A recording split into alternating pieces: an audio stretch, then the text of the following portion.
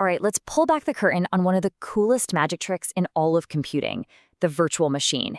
It's this incredible idea that lets one single computer pretend to be many different computers all at once. It's a digital illusion that, believe it or not, powers a huge part of our modern world. So let's dive in and see how the magic really works. So let me ask you a kind of weird question. Is your computer lying to you? It sounds a little dramatic, I know, but in a way, the answer is a big yes. Computers are constantly creating these little illusions to make everything easier to use and way more powerful. And getting a handle on these illusions is the key to understanding virtualization. So here's our game plan for this little journey into digital magic. First, we're going to look at the illusion you use every single day without even realizing it. Then, we'll see what happens when you try to fool the magician itself. After that, we'll explore a totally different kind of spell, one that's cast for programs, not entire machines. And finally, we'll connect all the dots and see why these tricks are so incredibly important. Okay, so let's start with the first, most fundamental layer of illusion. It's a trick that is so common, so baked into everything we do, that we just take it for granted. But it's what makes all modern computing possible. And that's the operating system itself. Think about it. Every single time you run an application, your web browser, a game, anything, your operating system is performing this amazing sleight of hand. It convinces that one program that it has the entire computer all to itself, the whole processor, all the memory, it's all yours. But in reality, the OS is this master illusionist, just juggling dozens of these programs behind the scenes, sharing out resources so fast that none of them are the wiser. Okay, so the OS is our first magician, our first virtualizer. But what happens when you want to virtualize the virtualizer? What if you want to trick the magician?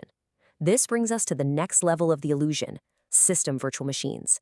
And these are run by something called a virtual machine monitor. You know, this whole idea wasn't just some academic thought experiment. It came from a very real, very expensive problem. Decades ago, big companies had these massive mainframe computers that cost a fortune, and they desperately needed a way to run different operating systems for completely different tasks, all on that one machine, without anything breaking. And the solution they came up with was brilliant, the Virtual Machine Monitor, or VMM. You've probably heard it called by its other name, a hypervisor. The best way to think of it is as an operating system for other operating systems. It's this thin layer of software that sits right on the bare metal, and its only job is to create multiple, perfect software copies of that machine. This is the magic behind cloud computing. It's how one giant physical server can pretend to be dozens of smaller, separate ones. So, how does the VMM stay in control of everything? Well, its main trick is all about interception. It works like this. An app needs something from its operating system, so it makes a special kind of call called a trap. But, and here's the trick, before the guest OS even sees it, bam, the VMM intercepts that call. The VMM then looks it over, makes sure it's safe, and passes control to the guest OS. Then, when the OS is done and tries to hand control back to the app, bam, the VMM intercepts that return too, making sure everything is buttoned up and secure before the app gets to run again. It's the ultimate invisible middleman. And the secret sauce that makes this whole interception trick possible? It's something built into the CPU called privilege levels. The VMM, the hypervisor, runs at the highest, most trusted level, kernel mode, where it has total control. It then forces the guest operating systems, Windows, Linux, whatever, to run in a lower privilege mode. What that means is the guest OS literally isn't allowed to touch the most critical parts of the hardware directly. Anytime it tries, the CPU automatically triggers a trap to the VMM so the VMM can step in and stay in charge. The guest OS thinks it's the boss, but really, the VMM is pulling all the strings. And this whole shell game doesn't just stop with the CPU. They do the exact same thing with memory. This creates another amazing layer of illusion. The guest OS thinks it's managing what it calls physical memory, the actual RAM chips. But that's a lie. That physical memory is just another virtual construct. The VMM is the one in the background managing the real machine memory, the actual hardware, and mapping the OS's fake view of memory onto the real thing. It's an illusion running on top of an illusion. All right, so that's one kind of magic, tricking an entire OS into thinking it has its own computer. But now we're going to switch gears completely. Let's talk about a different kind of spell. One designed not for the whole operating system, but for individual programs. And yeah, this is a total 180. We're not trying to fool an operating system that expects to see real, physical hardware anymore. We are now talking about creating a perfect, standardized, totally artificial environment for a single application's code to run inside of. To get this, you have to go back to the early 90s. The World Wide Web is just starting to explode, and everyone is excited. But there was this huge, glaring problem. If you write a program, it's compiled for a specific computer. A Windows program won't run on a Mac. A Mac program won't run on a Unix machine. So how in the world could you deliver a program over the internet that could run safely and identically on anybody's computer? The answer that changed everything was the Java virtual machine. Now, the JVM isn't a piece of hardware. It's not even pretending to be a specific piece of hardware. The best way to think about it is as a blueprint for a perfect, idealized, abstract computer. It has its own unique set of instructions called bytecode and its own rules about memory. This bytecode is like a universal language. It's not machine code for an Intel chip or an ARM chip. It's machine code for the virtual machine. And then the JVM software on your computer acts as a translator, taking that universal bytecode and converting it on the fly into the real instructions your actual CPU can understand. And this whole concept was a total game changer. Suddenly, a developer could write their program one time, compile it into this universal bytecode, and that exact same file could be sent to any computer in the world as long as it had a JVM. It didn't matter if it was a Mac, Windows, or Linux.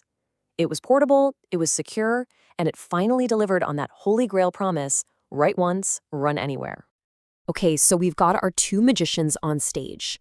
On one side, we have the VMM, which fakes a real computer. On the other, we have the JVM, which invents a brand new, abstract one from scratch. Let's put them side by side and really pull back the curtain on how their tricks are different. The easiest way to think about the difference comes down to two questions. What's the illusion, and who are you trying to fool? For a VMM, the illusion is a complete, physical hardware machine, and its audience, the one it's trying to fool, is a full-blown operating system. For a JVM, the illusion is a standardized, abstract Java computer, and its audience is just the application's bytecode. Let's dig a little deeper. When it comes to scope, a VMM is a beast. It's built to manage entire operating systems, maybe dozens of them at once. A JVM? It's focused. It just cares about running one single application. Their approach to abstraction is totally different too. A VMM virtualizes real, existing hardware. A JVM provides a brand new, completely abstract platform. And that means their core mechanism is different. A VMM works by trapping privileged instructions meant for the real CPU, while a JVM works by interpreting its own custom language, bytecode. Okay, this is all really cool, really clever stuff. But so what? Why does any of this actually matter in the real world?